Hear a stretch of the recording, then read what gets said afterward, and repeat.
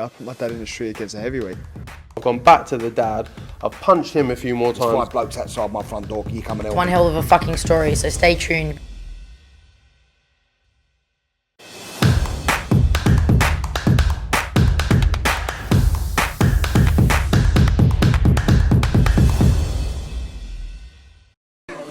This is Joe Pugh for IFL TV, proudly sponsored by Everlast. Delighted to be joined by Dmitri Salita here at the final press conference. It's finally happening. Claressa Shields versus Savannah Marshall. It's going down Saturday night. We're 2 days out. What did you make of that press conference, Dmitri?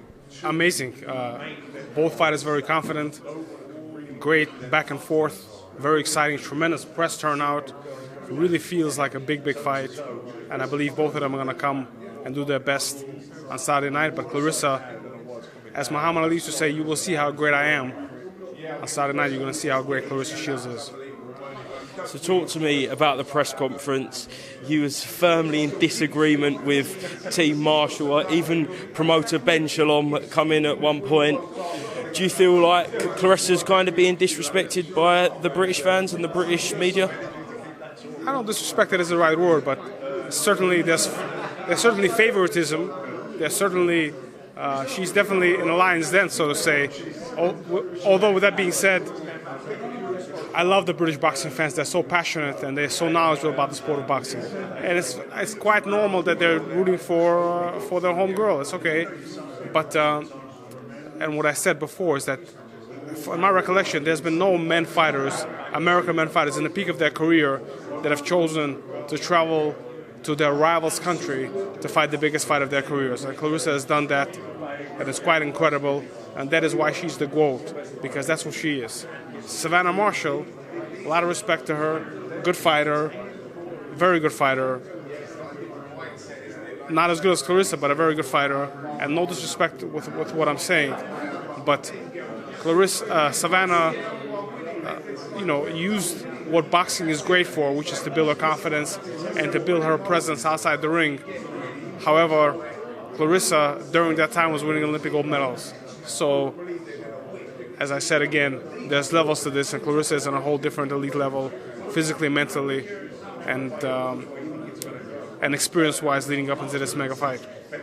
The narrative leading up to this fight is that Claressa is the skillful puncher and she could win on points, and Savannah is the knockout artist and she'll be the one that's scoring the knockout if there were a knockout. Is it as simple as that, or do you believe Claressa can also have the power to knock out Savannah?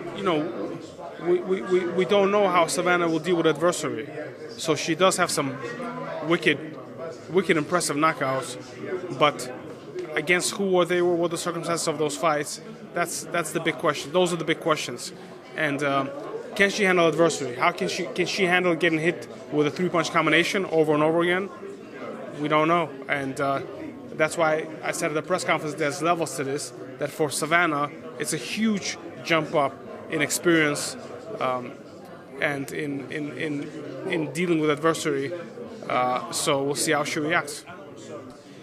Peter Fury said that it's kind of, there are levels, and all the other opponents that both fighters fought have not been on the level of Claressa and Savannah. Do you feel like that's the case, or is that a disjustice to fighters like Christina Hammer?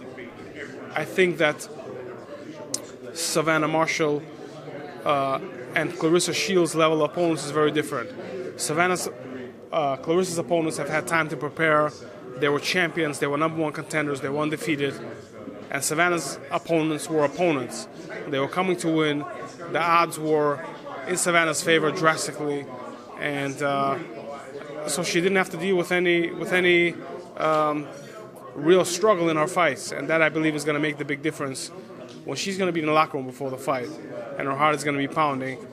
Something that she's never dealt with before. Claressa dealt with that many times, and she was able to be successful with that many times.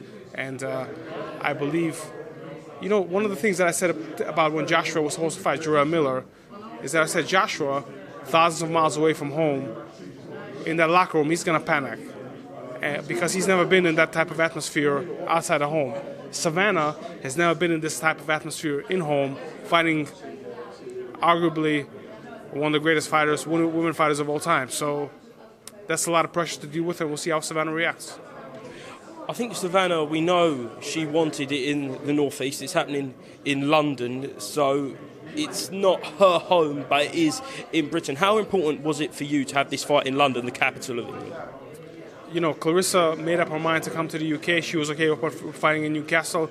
I just believe that the promoters, Sky, and the television broadcasters felt that it's a worldwide mega event. And the O2 Arena is one of the premier venues in the world of boxing, actually in the world of entertainment. So it was appropriate for this fight, and I think it was the right decision. But we would have gone to Newcastle just the same. Finally, just a word on the event as a whole. Bob Arum here. It's Matchroom have got a fight, the Top Rank have got a fight, yourself, Boxer. It's kind of all come together for this one mega night of female boxing. How important was that for you? It's very important, and it's very important to be able to work with these great promoters, and the fact that we were able to put together this event that has these incredible fights, an example for men to take and for men's boxing. And it's great when all promoters work together for the boxing fans to make sure that the best product is delivered and the best fights are delivered, and we work together as we can and as we should. And I believe this is a great, hopefully, first step in that direction as well. Excellent. Dimitri, thank you very much for speaking to IFL TV. Thank you. Cheers. Yeah, I put my dad in the street against a heavyweight. I've gone back to the dad. I've punched him a few more There's times. 5 blokes outside my front door. Can you come and help One me? hell of a fucking story, so stay tuned.